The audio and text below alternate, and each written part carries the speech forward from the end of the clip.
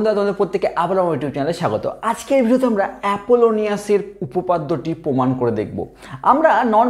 আমরা যখন সমকোণী ত্রিভুজের ক্ষেত্রে যদি বাহুর মধ্যে সম্পর্ক বলে, সেখানে আমরা জানি পিথাগোরাসের সূত্র ইউজ করে থাকি বা পিথাগোরাসের উপপাদ্যকে ইউজ করে থাকি। কিন্তু যদি আমার সেই ত্রিভুজটি সমকোণী ত্রিভুজ না হয় এবং তার যদি আমাকে মধ্যমার দৈর্ঘ্য যদি আমার জানা থাকে, তাহলে তার বাহু এবং মধ্যমার সঙ্গে এক সম্পর্কিত একটি উপপাদ্য অ্যাপোলোনিয়াস থিওরেম বলে থাকে আমাকে। তো আজকের ভিডিওতে আমরা দেখব এবং সেটি প্রমাণ করার চেষ্টা করব। তো প্রথমে উপপাদ্যটি কি বলছে? উপপাদ্যটি এটি বলছে, কোনো একটি ত্রিভুজের ABC একটি ত্রিভুজ, যেটি যে কোনো ত্রিভুজ হতে পারে, সেটি সমকোণী সমদ্বিবাহু যে কোনো ত্রিভুজ হতে পারে। তো এই ত্রিভুজের সমকোণী হোক, স্থূলকোণী হোক বা সূক্ষ্মকোণী, যে কোনো ত্রিভুজের একটি মধ্যমা এডি একটি মধ্যমাকে আমি অঙ্কন করলাম। তো এবার তাদের মধ্যে বাহু এবং মধ্যমার মধ্যে একটি সম্পর্ক হচ্ছে। আমাকে বলছে যে AB স্কোয়ার, AB একটি বাহু, AB square plus AC square, সেটি সবসময় 2 ইন্টু মধ্যমা অর্থাৎ AD স্কোয়ার প্লাস এই অপোজিট বাহুর যে অর্ধেক অংশ অর্থাৎ BD তার স্কোয়ারের সঙ্গে সমান হয়ে থাকে। ভালো করে বোঝার চেষ্টা করো। শুধুমাত্র এটি আমি A পয়েন্ট থেকে D মধ্যমা গেছি তার জন্য প্রযোজ্য নয়। আমি যদি B পয়েন্ট থেকে ACর উপর একটি মধ্যমা অঙ্কন করতাম, তার রেসপেক্টেও আমি বলতে পারতাম যে যে কোনো ত্রিভুজের তিনটি মধ্যমার ক্ষেত্রে কিন্তু এই ফর্মুলাটি প্রযোজ্য। যদি আমি B পয়েন্টের থেকে ACর উপর মধ্যমা আঁকি, সেটির জন্য এটি প্রযোজ্য, এবং C পয়েন্ট থেকে যদি আমি AB এর উপর মধ্যমা আঁকি, তার ক্ষেত্রেও কিন্তু এটি প্রযোজ্য। ব্যাপারটি হচ্ছে যে ত্রিভুজে তুমি মধ্যমাটি আঁকবে যে শীর্ষবিন্দু থেকে, তার সঙ্গে লাগোয়া দুটি বাহুর স্কোয়ারের যোগফল ইজ ইকুয়াল টু তার অপোজিট বাহুর অর্ধেকের স্কোয়ার এবং মধ্যমা স্কোয়ারের যোগফলের সঙ্গে 2 গুণ যদি থাকে, সেটি আমাকে বলছে অ্যাপোলোনিয়াস উপপাদ্য বা অ্যাপোলোনিয়াস থিওরেম।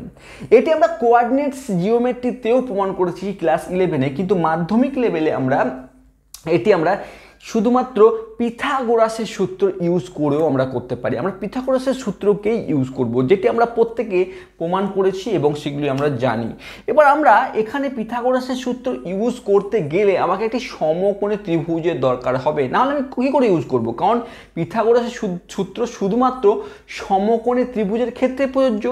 সেই কারণে আমি একটি কাজ করছি, আমরা এই A পয়েন্ট থেকে এই BCর উপর একটি লম্ব অঙ্কন করছি। আমরা A পয়েন্ট থেকে BCর উপর একটি লম্ব অঙ্কন করছি। আমরা যদি লম্ব অঙ্কন করি, একটি লম্ব অঙ্কন করলাম, সেটির নাম আমরা E দিলাম, AE।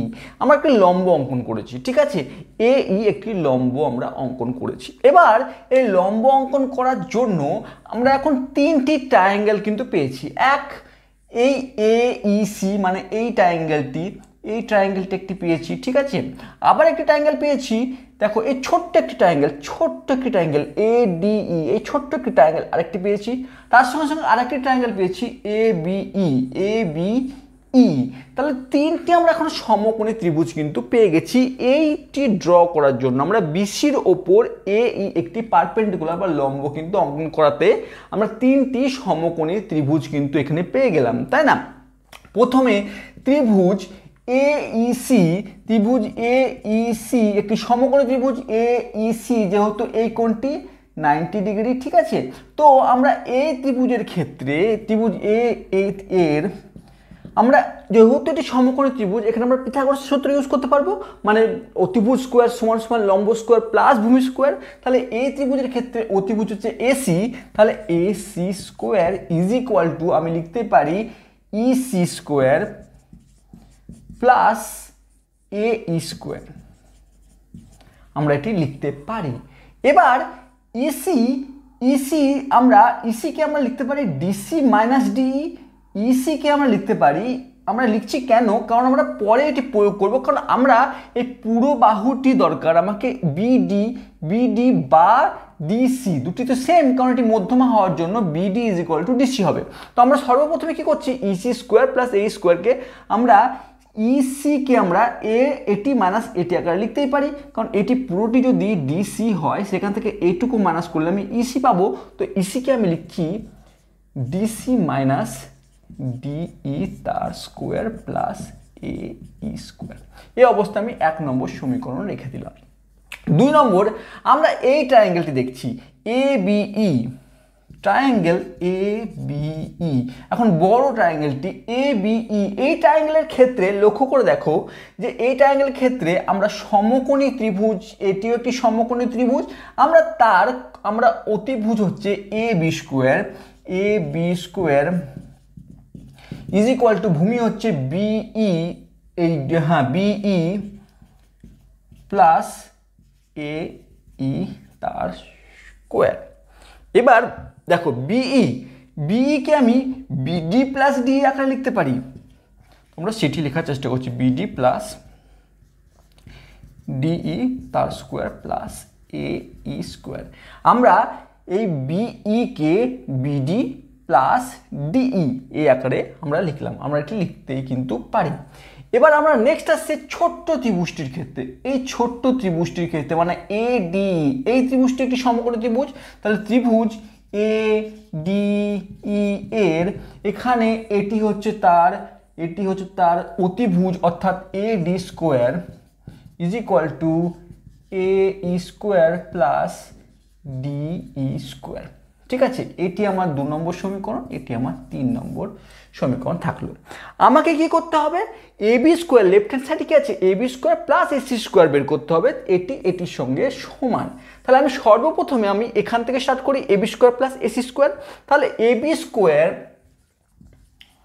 Plus A C square, এটি অ্যাকচুয়ালি কি পাচ্ছি, এ বি স্কোয়ার মানে এটি বিডি প্লাস ডিই তার square plus A E square.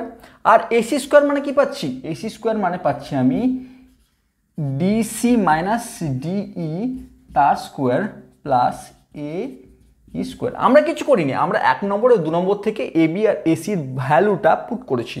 এবার যদি লক্ষ্য করে দেখি, আমরা একটু ক্যালকুলেশন করি, A plus B whole square A minus B whole square যদি ফর্মুলায় পুট করি, এখানে যদি A plus B whole square formula put করি, তাহলে BD square plus DE square plus 2BD into DE. এগুলো কিন্তু বিডি ডিই সব কিন্তু একটি দৈর্ঘ্যকে রিপ্রেজেন্ট করছে বা বাহুগুলিকে রিপ্রেজেন্ট করছে, বিডি ডিই। ঠিক আছে, এবার প্লাস এটি আমরা ফর্মুলা পুট করলাম, BD plus D whole square A square plus B square plus 2ab plus A E square আছে রাখলাম। এবার এটিকে ফর্মুলা পুট করছি এ মাইনাস বি হোল স্কোয়ারের, তাহলে DC square plus DE square minus 2 into DC DE plus A E square পড়ে আছে থাকলো।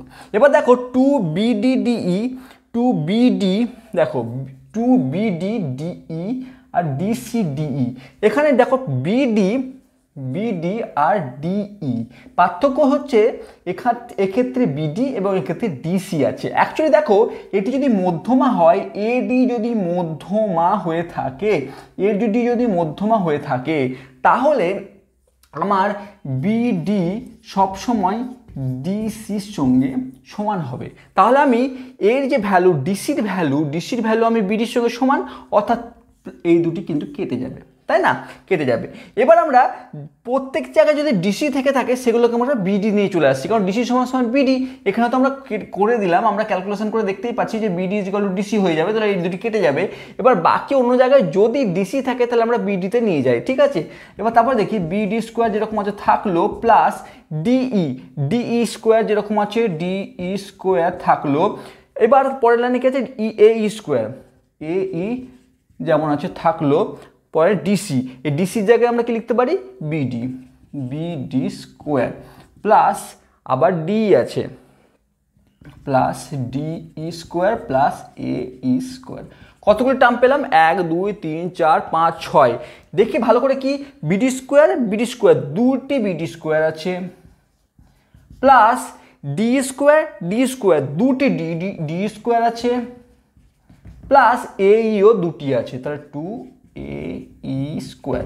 2 যদি আমি কমন নিয়ে নিই তাহলে কি পড়ে থাকছে, ভালো করে দেখো, 2 যদি কমন নিয়ে নিই তাহলে পড়ে থাকছে BD square plus DE square plus AE square.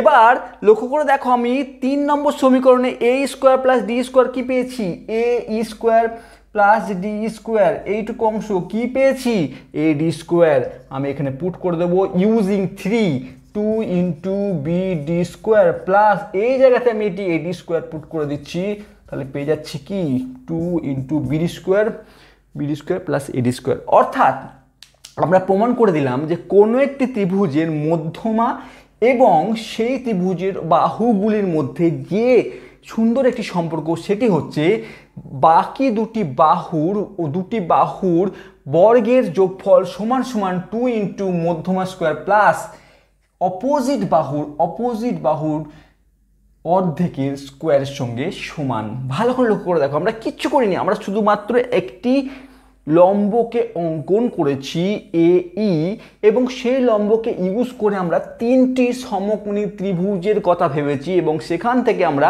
পিথাগোরাসের সূত্র ইউজ করে আমরা তিনটি অতিভুজের ভ্যালুকে আমরা 1 2 3 পুট করেছি এবং তারপরে আমরা এই বাম পক্ষে এ বি স্কোয়ার এসি স্কোয়ার চেয়েছি, আমি তার মান পুট করে একটু জাস্ট ক্যালকুলেশন করেছি, তাতে আমরা একটা জায়গায় এসেছি সরলতম রূপে দেখেছি যে সেখানে 2 into B D square plus D square plus A square আছে।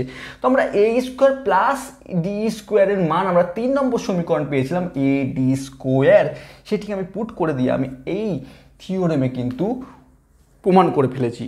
তো এটি আমরা কোঅর্ডিনেট জিওমেট্রিতেও এই অ্যাপোলোনিয়াস থিওরেমের প্রয়োগ বা উপপাদ্যটি আছে, কিন্তু সেখানে আমরা স্থানাঙ্কের উপর বেস করে করেছি, সেটিও কোনো একটি ভিডিওতে বানাবো। আজকের ভিডিওতে আমরা মাধ্যমিক লেভেলে আমরা পিথাগোরাসের সূত্রকে ইউজ করে কিন্তু এই ভিডিওটি আমরা করেছি। যদি ভালো লেগে থাকে, যদি বুঝতে পেরে থাকো, তাহলে অবশ্যই কমেন্ট বক্সে লেখো।